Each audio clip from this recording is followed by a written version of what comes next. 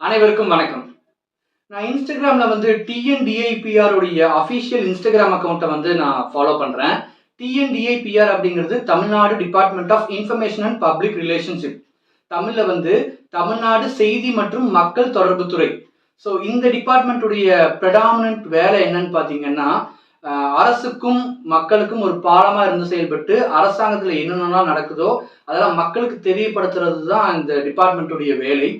So அந்த Instagram அக்கௌண்ட்டை வந்து அந்த டிபார்ட்மெண்ட்டுடைய அஃபிஷியல் இன்ஸ்டாகிராம் அக்கௌண்ட்டை வந்து நான் ஃபாலோ பண்ணுறேன். ஏன்னா என்ன நடக்குது கவர்மெண்ட்டில் அப்படிங்கிறத தெரிஞ்சுக்கணும் அப்படிங்கிறதுக்காக. ஸோ அதில் நான் ரெகுலராக போஸ்ட் வரும், அதை நான் பார்த்துட்டு இருப்பேன். ஸோ நேற்று நான் வந்து அதை ஸ்க்ரால் பண்ணிட்டு இருக்கும்போது அதோட போஸ்டர்ஸ்லாம் பார்த்தேன். அது வந்து இம்பசிவாக இருந்துச்சா இல்லை வந்து ஆக்வர்டாக இருந்துச்சான்னு சொல்ல தெரியல. ஏன்னா வந்து ஒரு 20 போஸ்ட் கிட்ட அதில் வந்து உதயநிதி ஸ்டாலின் அவர்களுடைய இமேஜ் இருந்துச்சு. ஸோ உதயநிதி ஸ்டாலின் வந்து விளையாட்டுத்துறை மற்றும் இளைஞர் நலத்துறை அமைச்சர் தானே. ஸோ அவரோட ஃபோட்டோஸ் இருந்துச்சு. அது பார்க்கறக்கே ரொம்ப வலுக்கட்டாயமாக திணிச்ச மாதிரி எனக்கு ஒரு ஃபீல் இருந்துச்சு. ஸோ அதனால் அதை கொஞ்சம் ரிசர்ச் பண்ணி பார்த்தேன். ஸோ அந்த போஸ்டர்ஸ் எல்லாம் பார்க்கும்போது அதெல்லாம் வந்து அவருடைய டிபார்ட்மெண்ட்டுக்கு கீழே இருக்கிற போஸ்டர்ஸாக இருந்துச்சு. லைக் விளையாட்டுத்துறை சம்மந்தமான போஸ்டர்ஸில் அவருடைய ஃபோட்டோ பிளேஸாக இருந்துச்சு. தென் அவர் இளைஞர் நலத்துறை சார்ந்த அந்த போஸ்டர்ஸில் அவருடைய இமேஜஸ் போட்டுருந்தாங்க. ஸோ அப்போ வந்து எனக்கு கொஞ்சம் கிளாரிட்டி ஆயிடுச்சு. ஓகே, இது வந்து வலுக்கட்டாயமாக திணிச்ச போஸ்டர் கிடையாது. இது வந்து நார்மலாக ஒரு துறையோட அமைச்சர் அதுக்கேற்ற போஸ்டர்ஸ் போடுறாங்க. அதில் வந்து அந்த அமைச்சருடைய இமேஜ் இருக்குது, இதில் எந்த பிரச்சனையும் இல்லை அப்படின்னு நினச்சிட்டு ஃபர்தராக ஸ்க்ரோல் பண்ணும்போது தான் எனக்கு கொஞ்சம் ஷாக்கிங்காக இருந்துச்சு. என்னன்னா, பள்ளிக்கல்வித்துறை அமைச்சகத்துடைய போஸ்டரை பார்த்தேன்.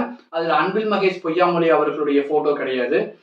திரும்ப ஸ்க்ரோல் பண்ணி பார்த்தா வருவாய்த்துறையுடைய போஸ்டரை பார்த்தேன். அதில் KKSSR ராமச்சந்திரன் அவர்களுடைய போஸ்டர் கிடையாது. இன்னும் கொஞ்சம் தள்ளி போய் பார்த்தா உயர்கல்வித்துறையுடைய போஸ்டர் அங்கே இருந்துச்சு. அதில் SS பொன்முடி அவர்களுடைய ஃபோட்டோ கிடையாது. இப்போ இதெல்லாம் யாருன்னா அந்தந்த துறை அமைச்சர்கள். எப்படி வந்து விளையாட்டுத்துறையிலையும் இளைஞர் நலத்துறையிலையும் உதயநிதி ஸ்டாலின் அவர்களுடைய போட்டோ இருக்கிறது ஓகேயோ, அப்ப இதுலயும் இருந்திருக்கணும்ல. பள்ளி கல்வித்துறையில, வருவாய்த்துறையில, உயர்கல்வித்துறையில வந்து அந்தந்த இலாக்கா மந்திரிகளுடைய போட்டோஸ் இருந்திருக்கணும்ல. அது இல்லாம இருக்கிறது வந்து ஒருவேளை சிஎம் பையன் அப்படிங்கறதுக்காக அவரை வந்து பிராண்ட் பண்றதுக்கு டிஎன்டிஐபிஆர் உடைய வேலையா இருக்கா அப்படிங்கிற ஒரு கேள்வி நமக்கு வந்து கட்டாயமா எழுது.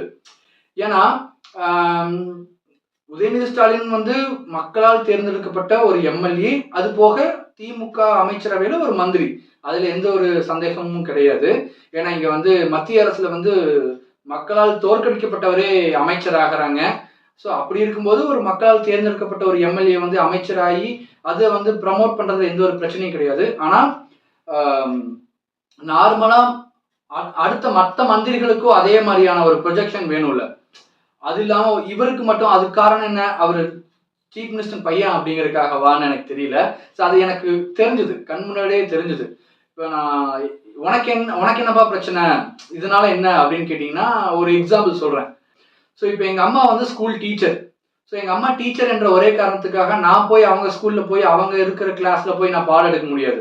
எனக்கு என்ன தகுதி இருக்கோ அதுக்கேற்ற மாதிரி தான் நான் ஒர்க் பண்ண முடியும். இன்னும் புரியுற மாதிரி சொல்லணும்னா, இப்போ ஒரு ஸ்கூலோட சேர்மனோட பையன் அப்படிங்கிற ஒரே காரணத்துக்காக அவர் சேர்மன் ஆக முடியும்.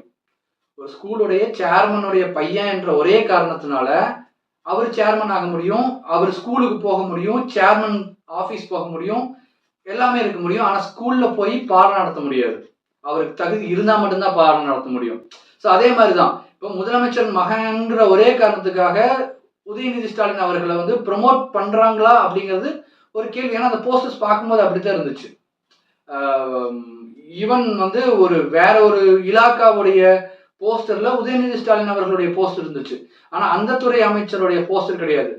ஸோ இதனால உனக்கு என்ன பிரச்சனை அப்படின்னு கேட்டீங்கன்னா, திமுகவுடைய கொள்கைகள்ல ஒண்ணுதான் சுயமரியாதை. இன்னும் உங்களுக்கு புரியுற மாதிரி சொல்றேன். திமுக வந்து ஜாதி எதிர்க்கும். ஸோ ஜாதி எதிர்ப்புடைய ப்ரிடாமினன்ட் எய்ம் என்னன்னா, பிறப்பின் அடிப்படையில உயர்ந்தவன் தாழ்ந்தவன் கிடையாது. பிறப்பின் அடிப்படையில அனைவரும் சமம், சம வாய்ப்பு, சம உரிமை, சமதர்மம்.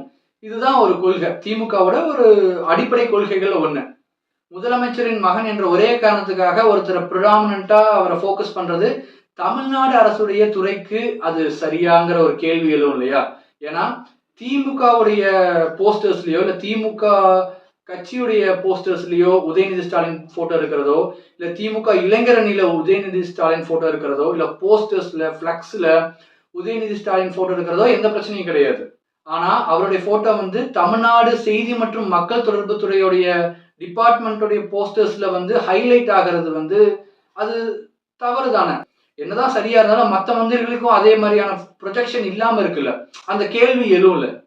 ஸோ இந்த டிபார்ட்மெண்ட் பத்தி உனக்கு என்னடா இவ்வளோ அக்கறை அப்படின்னு கேட்டீங்கன்னா, என்னுடைய சின்ன வயசு கனவே வந்து தமிழ்நாடு கவர்மெண்ட்ல ஒரு ஏபிஆர்ஓ ஆகிறது தான்.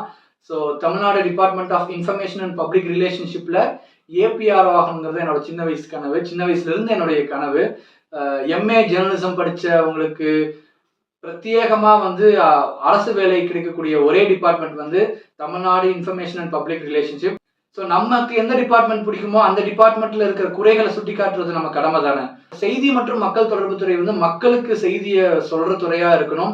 ஒரு தனிப்பட்ட நபரையுடைய ப்ரொஜெக்ஷனை வந்து அவரை வந்து ஹைலைட் பண்ணி காமிக்கிற ஒரு துறையா மாறிடக்கூடாதுங்கிற ஒரே காரணத்துக்காக தான் இதை சொல்றேன். ஏன்னா எனக்கு பிடிச்ச துறையில தவறுகள் நடக்கிற மாதிரி இருந்துச்சுன்னா அதை சுட்டி காட்ட வேண்டியது என்னோட கடமை தானே, நம்மளுடைய கடமை தானே. எல்லா துறைகள்லயும் இருக்கிறவங்களும் சார்ந்து இருக்கிற அரசு துறையில ஏதாச்சும் பிரச்சனை இருந்தா அதை சுட்டி காட்டுறதுல எந்த ஒரு தவறும் கிடையாதுன்னு நான் நினைக்கிறேன். தவறா இருந்தா திருத்திக்கலாம், எந்த தப்பும் கிடையாது. நன்றி.